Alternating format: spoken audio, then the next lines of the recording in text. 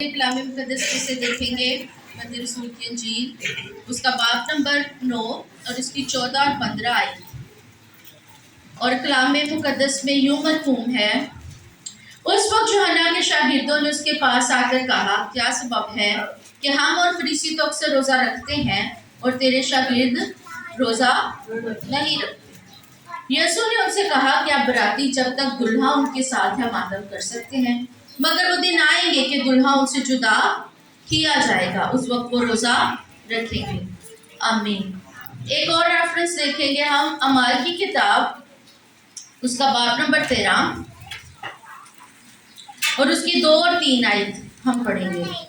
लिखा है, जब वो खुदावंद की इबादत कर रहे और रोजे रख रहे थे तो रूहुल कुद्स ने कहा, मेरे लिए बरनबास और साउल को उस काम के वास्ते मखसूस कर दो जिसके वास्ते मैंने उनको बुलाया है। तब उन्होंने रोज़ा रख कर और दुआ करके उन पर हाथ रख कर उन्हें रुखसत किया। आमीन।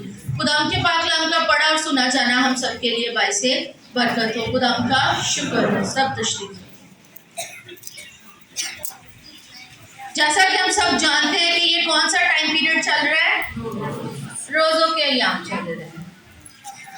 तो कितने लोग हैं जो इस अमल से गुजर रहे हैं, इसको एक्सपीरियंस कर रहे हैं, प्रैक्टिस कर रहे हैं।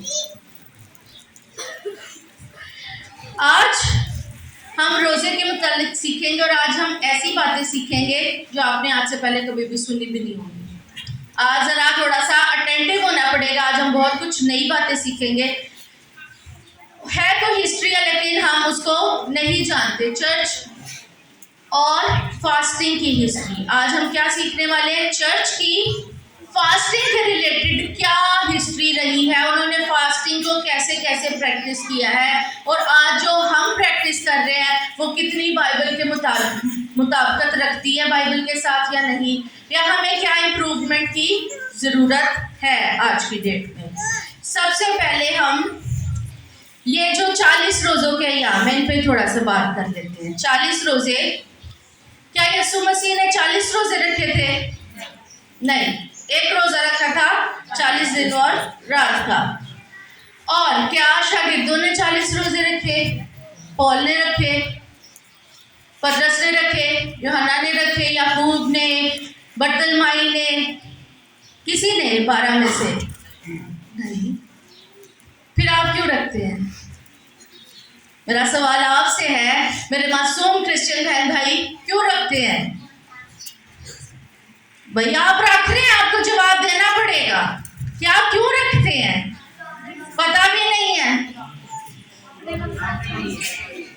क्यों रखते हैं? एक एक करके बताएं, ऐसे नहीं समझ आएगी। बताएं, किसने बताया? इधर से किसी ने कुछ बोला है? अपने मकसद के लिए रखते हैं। लेकिन 40 ही क्यों रखते हैं? 40 का डिफाइन किसने की? ये लेंथ डिफाइन करने वाला कौन है? यीशु मसीह ने नहीं की। बाइबल में कहाँ लिखा है कि तुम 40 रोजे रखो और तुमने इकट्ठे ही 40 रखने हैं, पूरे साल के अंदर 40 नहीं रखने, एक मखसूस महीना और उससे कुछ ऊपर टाइम है, यानी 40 दिन मखसूस टाइम है, इसमें ही आपने फास्टिंग करनी है। आज हम इसके बारे में सीखेंगे कि आप जानेंगे ये बात शुरू कब हुई, किसने की, कैसे हुई, उसके बाद क्या क्या होता रहा, हम आज सीखेंगे। और आज की सदी तक हम वापस आएंगे। पहली सदी ईस्वी में जब यीशु मसीह आए, यीशु मसीह ने एक रोजा रखा, किस लिए? अपने मिशन के लिए। 40 दिन और 40 रात का सिर्फ एक रोजा। उसके बाद कौन सा टाइम पीरियड जब यीशु मसीह मसलूब होते हैं, जिंदा होते हैं, आसमान पर उठा लिए जाते हैं। अभी यीशु के पास जो सवाल आया वो क्या पूछा जा रहा है? भाई क्या पूछा जा रहा है? यही कि भाई हम फास्टिंग करते हैं, फरीसी फास्टिंग करते हैं, तो आपके शागिर्दों के साथ क्या मसला है? अब आपसे भी चर्च से यही सवाल है कि मुसलमान रोजा रखते हैं, हिंदू उपवास रखते हैं, तानू केड़ी तंगी है, आप क्यों नहीं रोजा रखते? अब यीशु ने बड़ा प्यारा जवाब दिया कि क्या जब तक दुल्हा उनके साथ है क्या वो रोजा रख सकते हैं? जो खुशियां मनाने का टाइम में लाड़ा साडे नाल है, तो क्या है हमें गम मनाने की, दुख मनाने की, सोख करने की जरूरत है, भूखे रहने की जरूरत है? तो जवाब था कि नहीं। लेकिन यीशु मसीह ने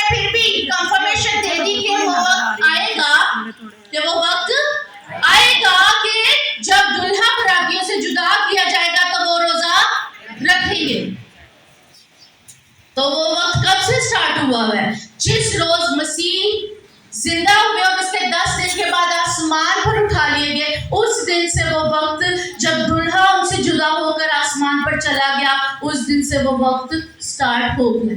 अब मैं मिसाल देती हूँ कि यीशु ने जो बात की थी, यीशु ने कहा था कि दुल्हा जुदा किया जाएगा तो वो रोजा, तो अभी जो अमाल का हमने रेफरेंस पढ़ा वो अंताकिया की कलीसिया के बारे में है बात, कि वो इबादत कर रहे थे और रोजा रख रहे थे। तो तब रूहुल कुद्स ने उनको क्या कहा?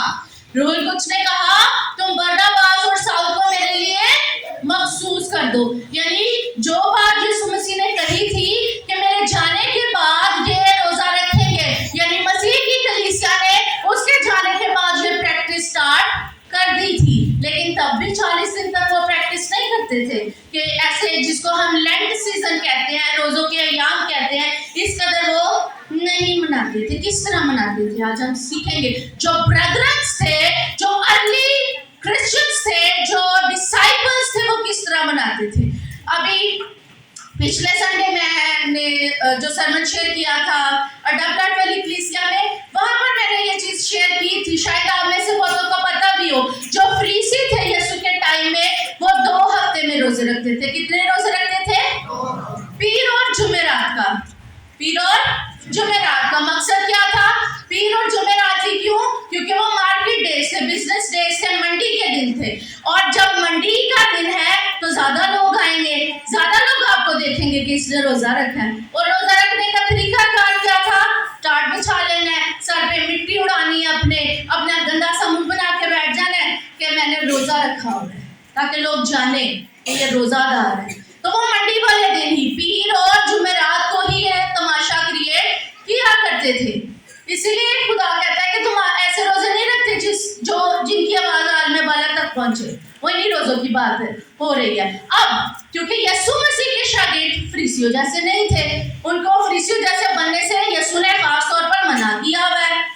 तो उन्होंने क्या किया? जो शागिर्द थे, पतरस, पौल और दीगर शागिर्द और उनके आगे से शागिर्द, जो अर्ली क्रिश्चियंस थे, वो पीर और जुमेरात का रोजा नहीं रखते थे, क्योंकि वो रोजा फरीसी रखते थे। इन्होंने अपनी मर्जी से बुध और जुमे का, वेडनेसडे और फ्राइडे का क्या किया? रोजा मुकर्रर किया। और कलीसिया क्या किया करती थी? हफ्ते में 2 रोजे रखती थी। हर हफ्ते, पूरे साल के जितने भी हफ्ते गुजरते थे, वो बुध और जुमे को रोजा रखते थे। क्यों? ताकि वो उन रियाकारों से अपनी तफरीक कर सके।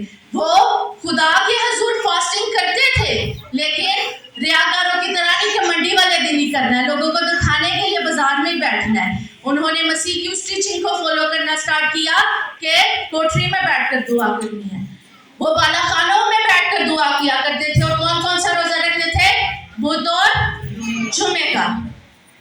अब ये सारी बातें जो अर्ली चर्च करता था, अब हम बात करते हैं 1ली सदी से लेके 4थी सदी तक। 1ली सदी से लेके 4थी सदी तक किस किस को बिल्कुल समझ नहीं आ रही?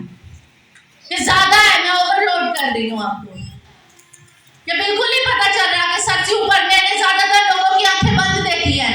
वो अर्नस्टबर्ग का गीता मुझे बहुत पसंद है, लेकिन वो हमारी कलीसिया के ऊपर उल्टा जाता है। कितना सुकून है बातों में तेरी, कितना सुकून है, इतना सुकून होता है हमें कलाम में, हम सो जाते हैं। शर्म आनी चाहिए।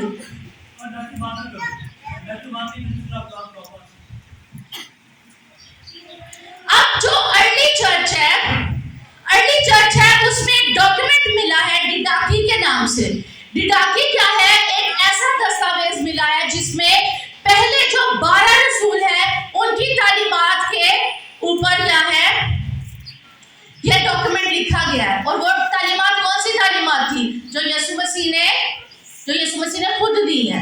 और उसमें जो चैप्टर है फास्टिंग और प्रेयर का, डिडाकी के अंदर एक चैप्टर है दुआ और रोजे के मुतालिक। उसमें उन्होंने बताया है कि हर किस्म की खुराक से अपने आप को दूर रखना है। और ये 1ली से लेकर 4थी सदी ईस्वी तक वो क्या करते थे? ईस्टर से पहले तौबा का पैगाम सुनाया करते थे। किसका पैगाम सुनाते थे? तौबा, कि हमें तौबा करने की जरूरत है, हम सिनर्स हैं। फिर क्या हुआ? ईस्टर वाला दिन, जिसको हम ईस्टर कहते हैं, ईद क़यामतुल मसीह राइट वर्ड है। ईद क़यामतुल मसीह के दिन क्या करते थे? जितने लोगों ने बपतिस्मा दिया जाता था और पब्लिकली वो कलीसिया के अंदर शामिल हो जाते थे। इसके बाद 5वीं से लेके 15वीं सदी, क्योंकि 325 ईस्वी के अंदर क्या था, निकाया की काउंसिल हुई, जिसे काउंसिल ऑफ नाइसिया कहा जाता है, जिसमें अब आपकी बात का जवाब है कि यीशु मसीह ने 40 रोजे रखने का नहीं कहा। 325 ईस्वी में निकाया की काउंसिल होती, जहां पे मुख्तलिफ प्रॉब्लम्स को डिस्कस किया जाता है, उनका सोल्यूशन निकाला जाता है। तो वहां रोजों के लिए एक डिफाइंड पीरियड बताया गया कि हमने ईद क़यामत मसीह से पहले 40 दिन तक क्या है, फास्टिंग करनी है। ये 325 से ये स्टार्ट हुआ है जो हम प्रैक्टिस कर रहे हैं। इससे पहले ना रसूल ना अर्ली क्रिश्चियंस वो ये रोजे नहीं रखते थे। और इसमें उन्होंने क्या पाबंदी कलीसिया के ऊपर लगाई कि आप गोश्त नहीं खाएंगे, जैसा कि आपने कैथोलिक चर्च में सुना भी होगा कि गोश्त खाने पर पाबंदी थी और पूरे दिन के अंदर सिर्फ एक खाना खाना है, यानी शाम के वक्त जब आप रोजा खोलेंगे उस वक्त सिर्फ एक खाना खाना है। इसके बाद आगे बढ़ते हैं, जब 16वीं सदी के अंदर हम लोगों की पैदाइश होती है, जिसको हम प्रोटेस्टेंट्स कहते हैं। हम अपने आप को क्या कहते हैं, प्रोटेस्टेंट। यानी मार्टिन लूथर ने जो रेवोल्यूशन, जो रिफॉर्म्स की कैथोलिक चर्च के अंदर, उसने कहा क्योंकि 325 से लेके 16वीं सदी तक क्या था, आपका दिल चाहता है, आपका दिल नहीं चाहता, आप रोजा रखेंगे, आपने ये 40 रोजे रखने हैं। यानी हमारे एंसेस्टर्स क्या करते थे, उनसे जबरदस्ती ये 40 रोजे रखवाए जाते थे। जो हमारी तरह कोई साहिब हैसियत हो, वो कि इतना सख्त रोजा 24 घंटे का मैं नहीं रख सकता, भाई मेरे पास से थोड़ा पैसा ले लो। चर्च क्या करता था, थोड़ा पैसा लेके उसको इस मसले से आज़ाद कर देता था कि नहीं रखना चाहते, आपको कोई मेडिकल कंडीशन है, आप पाबंदी नहीं कर सकते स्ट्रिक्ट फास्ट की, आप ना करें, आप जमा करा दें बस।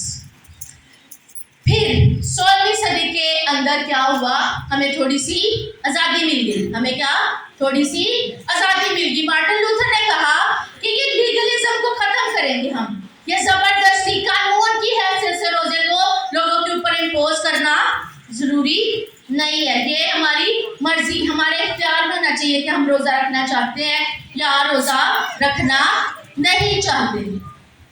तो 16वीं सदी के अंदर ये काम क्या हो गया, जो प्रोटेस्टेंट चर्च है उसमें क्या है, वॉलंटरी, कि आप अपनी मर्जी से, अपनी खुशी से, अपने इख्तियार से आप रोजा रखें। जबरदस्ती नहीं कि आपने जरूरी 40 ही रखने, जैसा आज हमें ये आज़ादी मैसर है, हम हमारा दिल करता है हम रखते हैं, हमारा दिल करता है हम नहीं रखते। लेकिन इससे पहले क्या है, 325 से लेकर 16वीं सदी तक सबको रखना लाजमी था, जैसे इस्लाम में हम देखते हैं कि लाजमन रखने हैं।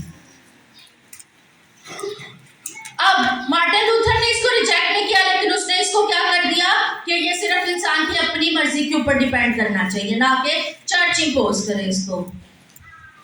आगे जॉन कैल्विन, जो मार्टिन लूथर का ही साथी है, उसने भी क्या कहा कि फास्टिंग जरूरी है, लेकिन सिर्फ दुआ के साथ, तौबा करनी, अपने गुनाहों से बाज आना और दुआ के साथ। इसको स्ट्रिक्ट खाने के कानूनों के साथ जोड़ना गलत है,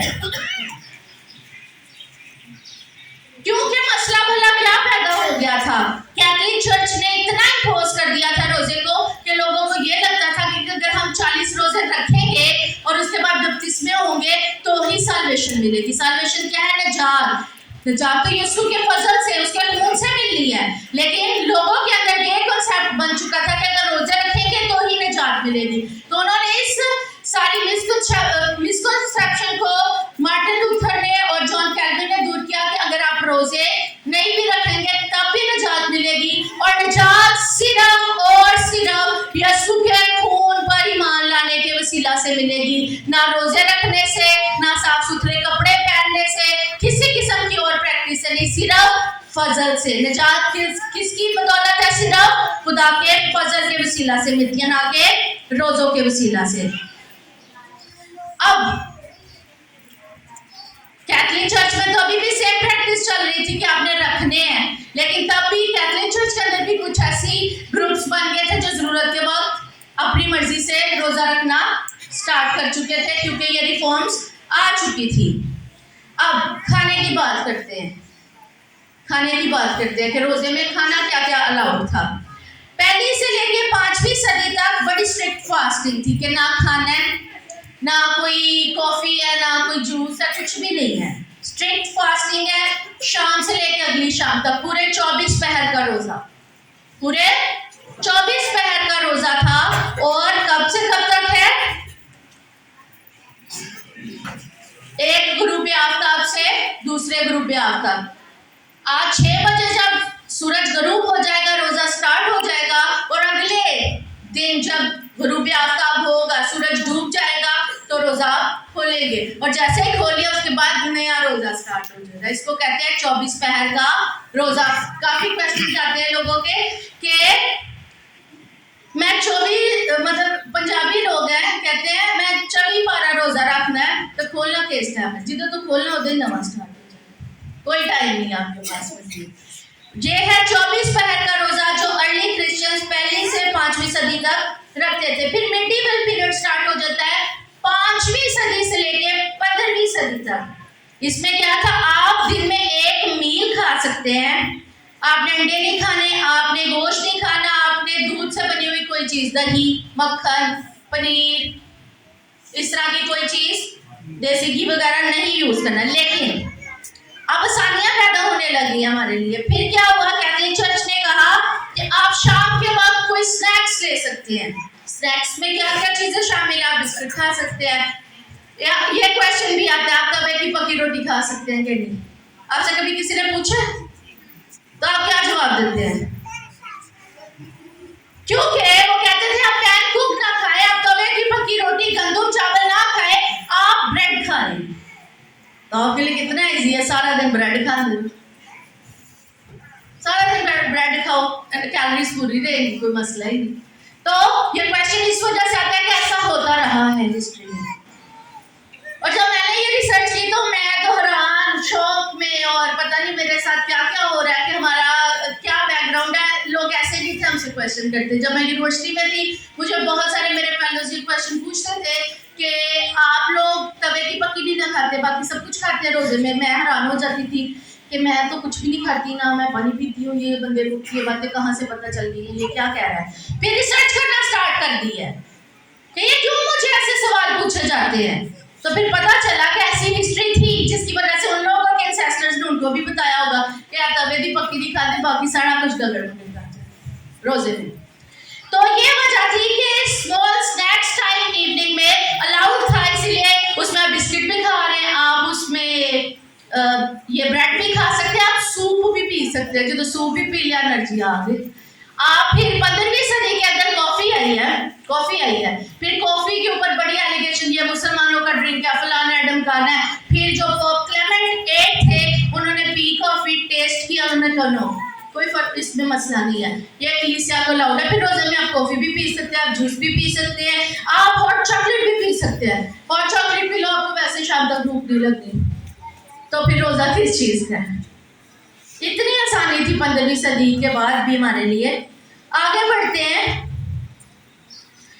फिर चॉकलेट जब आई, चॉकलेट का कुछ मंजरे हम पे आना स्टार्ट हुआ, तो लोगों ने इसके ऊपर बड़ी डिबेट की कि चॉकलेट नहीं रोजे में खा सकते।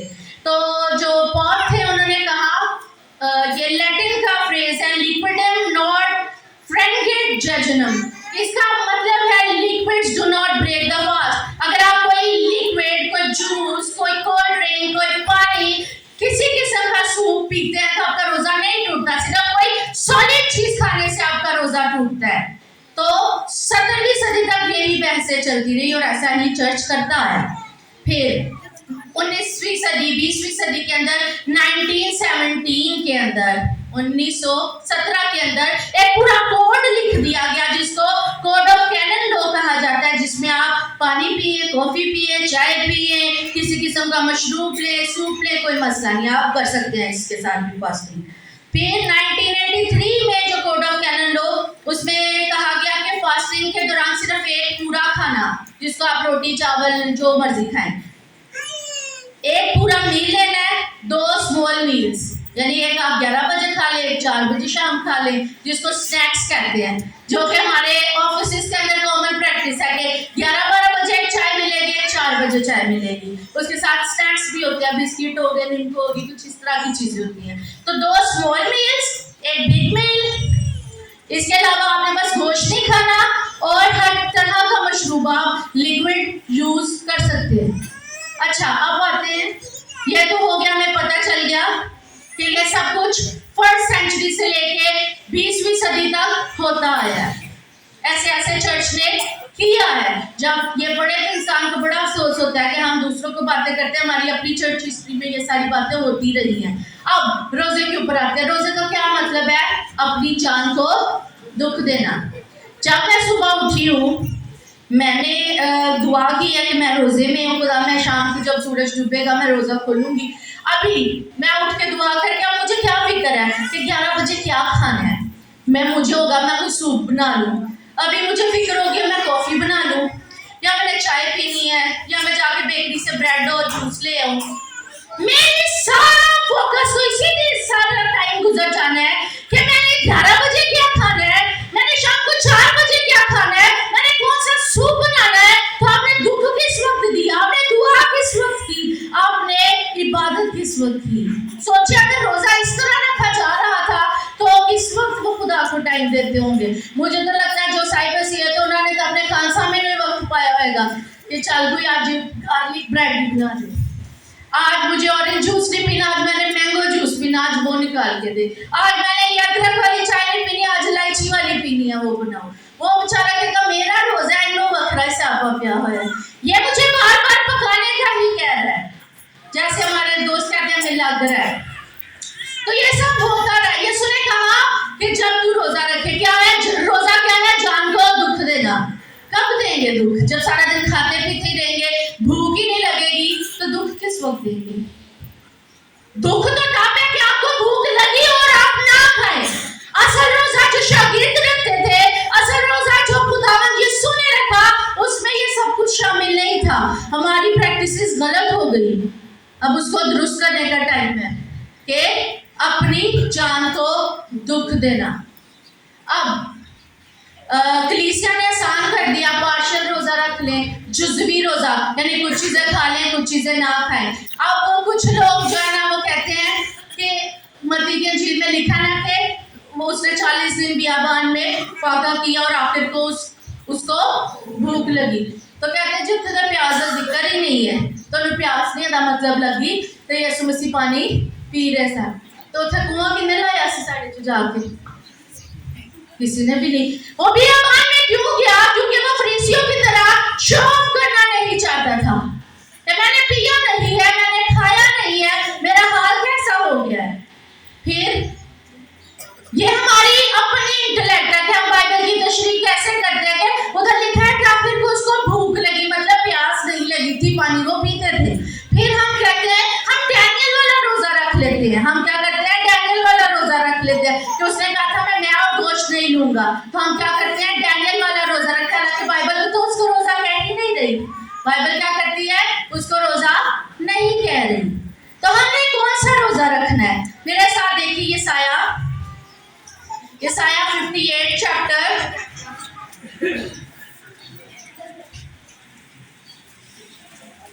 कैसे आपने अपनी जान को दुख देना है अब हम सीखेंगे। 58 चैप्टर, उसकी हम 3 आयत से पढ़ेंगे। लिखा है, वो कहते हैं हमने किस लिए रोजे रखे जबकि तू नजर नहीं करता, और हमने क्यों अपनी जान को दुख दिया जबकि तू ख्याल में नहीं लाता। इस तरह की प्रैक्टिसेस करने के बाद यहूदी लोग या हम जैसे लोग क्या करते हैं? खुदा से फिर इतराज करते हैं। क्या पूछते हैं कि खुदाया सिन्ने रोजे रखे लेकिन हाली तक सारी दुआ का जवाब नहीं आया, तू तो सुन रहा ही नहीं। फिर आगे से खुदावन भी जवाब देते हैं, देखो तुम अपने रोजा के दिन में अपनी खुशी के तालिब रहते हो। खुशी की तालिब के इस टाइम सूप पी लो, इस टाइम ब्रेड खा लो, इस टाइम बिस्किट्स खा लो, और सब तरह की सख्त मेहनत लोगों से कराते हो। देखो तुम इस मकसद से रोजा रखते हो कि झगड़ा रगड़ा करो और शरारत के मुक्के मारो, बस अब तुम इस तरह का रोजा नहीं रखते हो कि तुम्हारी आवाज आने वाला पर सुनी जाए। कुछ समझ आ रही है? ये मैं नहीं कह रही, ये खुदा कह रहा है जो जो इस तरह से अपील कर रहा है। आगे बढ़ते हैं। अब खुदा खुद बता रहा है कि उसको किस तरह का रोजा पसंद है, वो कैसे चाहता है कि आप अपनी जान को दुख दें। लिखा है, क्या ये वो रोजा है जो मुझको पसंद है, ऐसा दिन कि उसमें आदमी अपनी जान को दुख दे। रोजे का क्या मतलब है? अपनी जान को दुख देना। क्या ये वैसा दिन है जिसमें आदमी अपनी जान को दुख दे और अपने सर को झाऊ की तरह झुकाए और अपने नीचे टाट और राख बिछाए? क्या तो इसको रोजा और ऐसा दिन कहेगा कि खुदावंद का कहेगा जो खुदावंद का मकबूल हो? सिर्फ शो ऑफ करना, टाट बिछा लिया, राख उड़ा ली, क्या यही रोजा है? खुदा हमसे पूछ रहा है, क्या ये मेरा पसंदीदा रोजा है? अब खुदा बताएगा कि कैसा रोजा वो चाहता है। खुदा कह रहा है 6 वर्ष में, क्या वो रोजा जो मैं चाहता हूँ ये नहीं। अब सुने कि क्या खुदा चाहता है, किस तरह हम अपनी जान को दुख दे सकते हैं।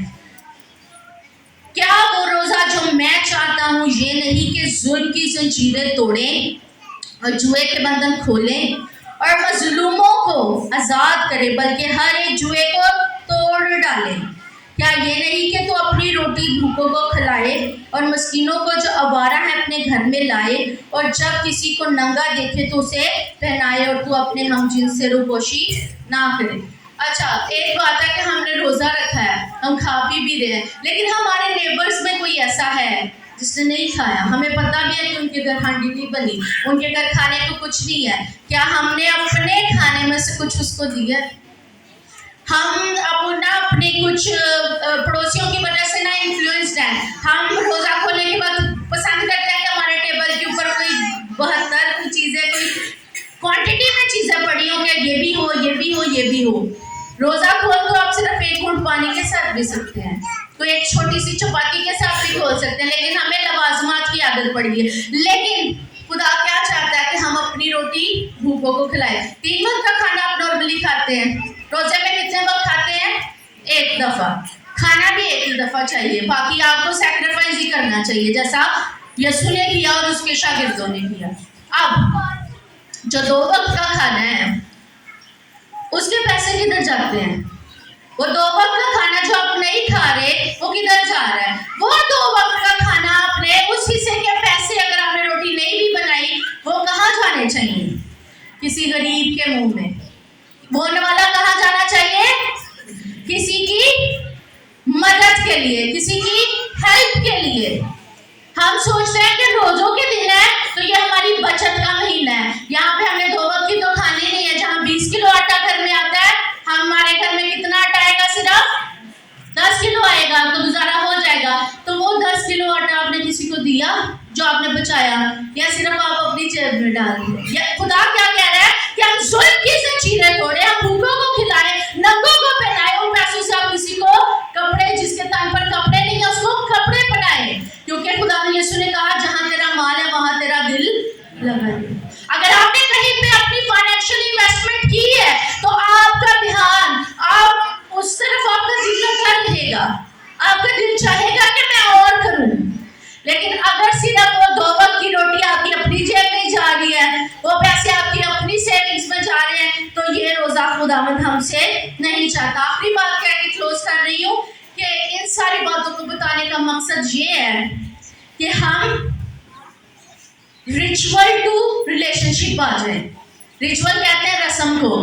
रस्मी रोजे नहीं रखने, आदत के रोजा नहीं रखने, बल्कि ये रोजा क्या हो जो खुदा के साथ हमारे ताल्लुक को बहाल करे। जब कलीसिया रोजा रख रही थी तो रूहुल कुद्स ने बात की, रूहुल कुद्स ने कहा मेरे लिए साउल और बरनबास को मखसूस कर दो। कलीसिया को कहा जा रहा है कि बाद में मखसूस करो। देखें कलीसिया का लेवल क्या होगा। क्या कलीसिया से कहा जा रहा है कि पौलुस और बरनबास को मखसूस करो, इनको अनॉइंट करो, यानी उनके पास अनॉइंटिंग है तो उनको कहा जा रहा है। यानी हमने रस्मी रोजा नहीं रखना, बल्कि खुदा से रिलेशनशिप रखना है, रिचुअल टू रिलेशनशिप। सेकंड है फ्रॉम लीगलिज्म टू ग्रेस, कि ये हम पर वारद नहीं हो गए, ये हम पर इम्पोज नहीं, फोर्सफुली हमसे नहीं रखवाए जा रहे, बल्कि हमें निजात किससे मिल रही है? ग्रेस से। हमने उसके फजल से रखने, अपनी मर्जी से रखने हैं। और लास्ट बात है ऑब्लिगेशन टू डिवोशन, फर्ज समझ के नहीं करना, इसको इबादत डिवोशन समझ के करना है। Ritual to relationship, legalism to grace और ऑब्लिगेशन टू डिवोशन। खुदावंद आपको इस कलाम के वसीला से बरकत दे, इसको समझने की, कबूल करने की और बिलखसूस इस पर अमल करने की तौफीक बख्शे।